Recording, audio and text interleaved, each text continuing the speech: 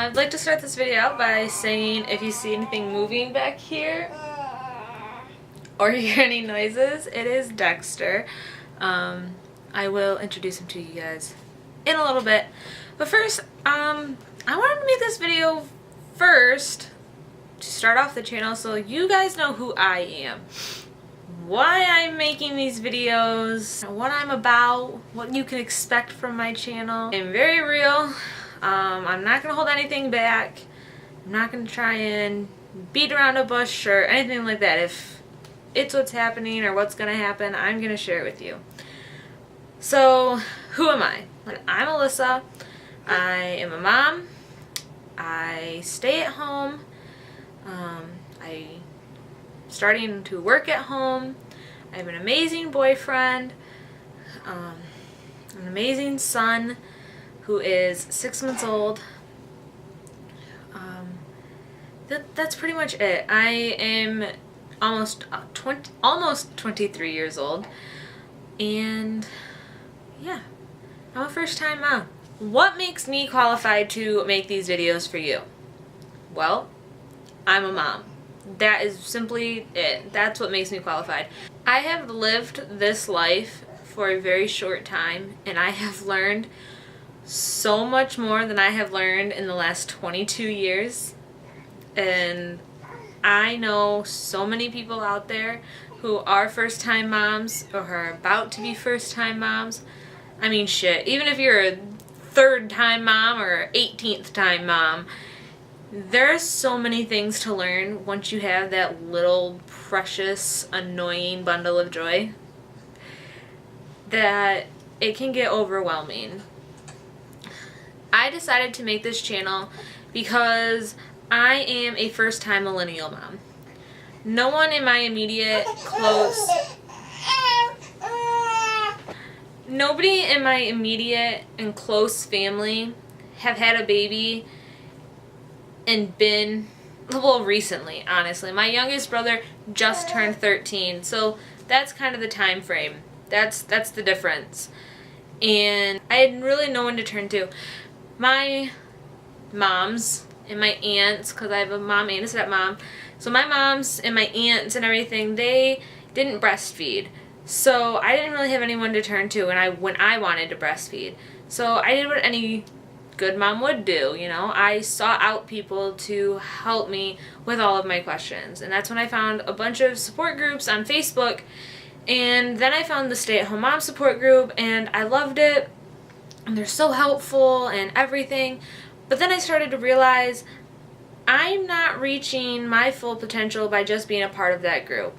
I need to share the information I'm learning with a much larger audience and a much larger array of audience, because in that moms group it is just moms, but there are so many things dads can learn too that they should know, and I think that's what's really important. And so that's really why I wanted to make this channel, is to share everything with not only moms but also dads, share my ups, share my downs, so that you know that you're not alone in this. And if it happens to your baby, there's a good chance that it's happened to other babies too. And not to freak out. Because I've done a lot of freaking out, especially with being a first-time mom. Some things that I'm about is all of the new regulations and stuff through the AAP. And I will be sharing those with you. Of course, there are many things that I still do that my mom did when I was growing up, or my brothers and sisters were growing up, or anything like that. I am not a full-fledged, you know, WHO supporter.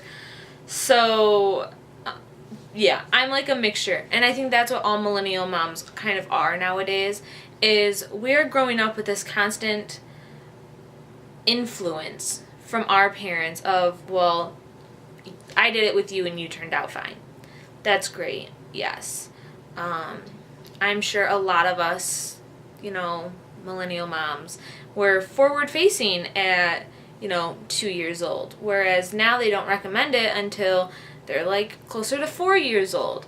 So, sure, there are a lot of things that my mom did to raise me and keep me healthy that I'm not doing with my son.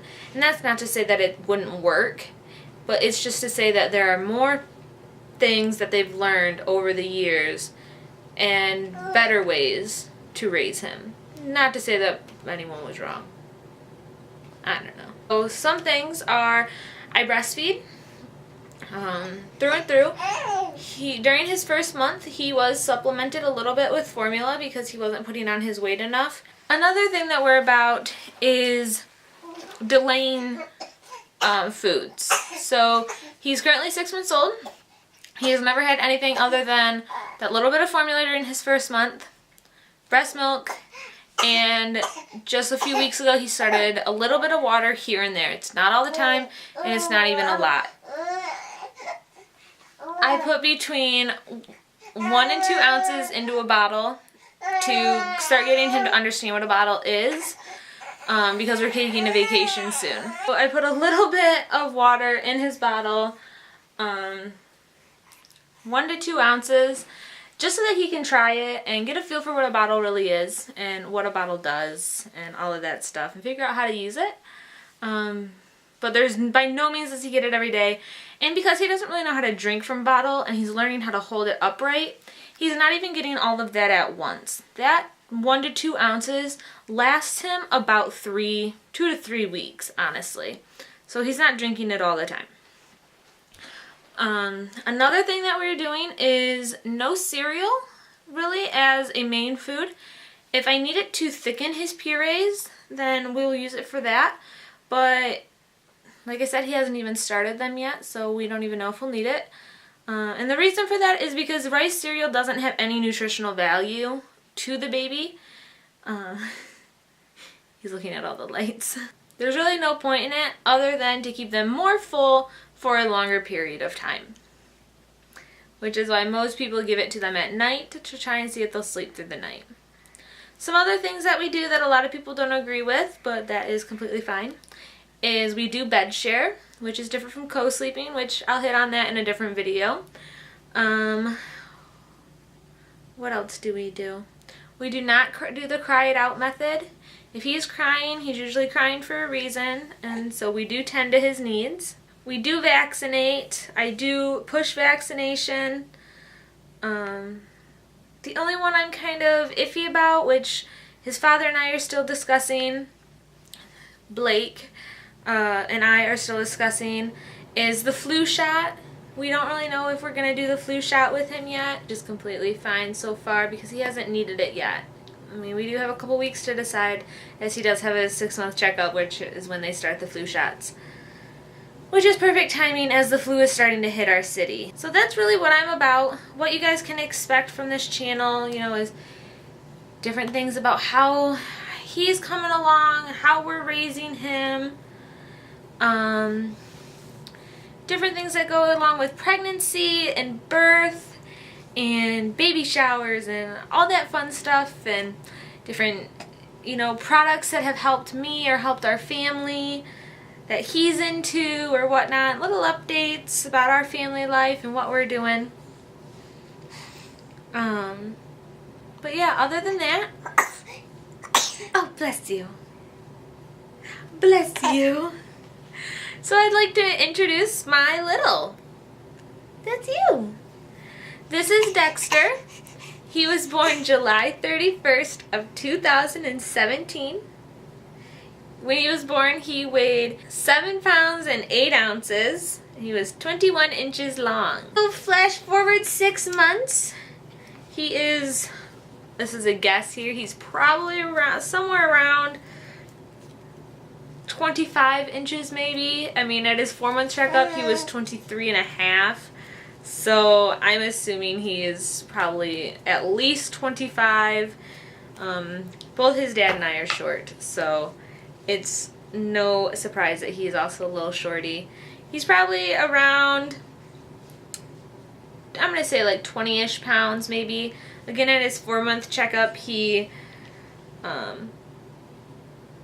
weighed around 16. So that's just my guess. But you'll learn more about him as we go on. You know, I'll give you guys a 6-month update. What's he doing?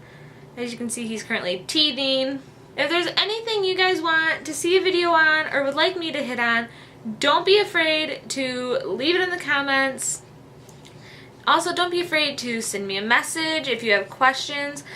This channel is going to be all about the information that you need. So if I'm not hitting the topic that you really have questions on, feel free to ask me. And I will happily anonymously answer your questions in a video if that's what you want.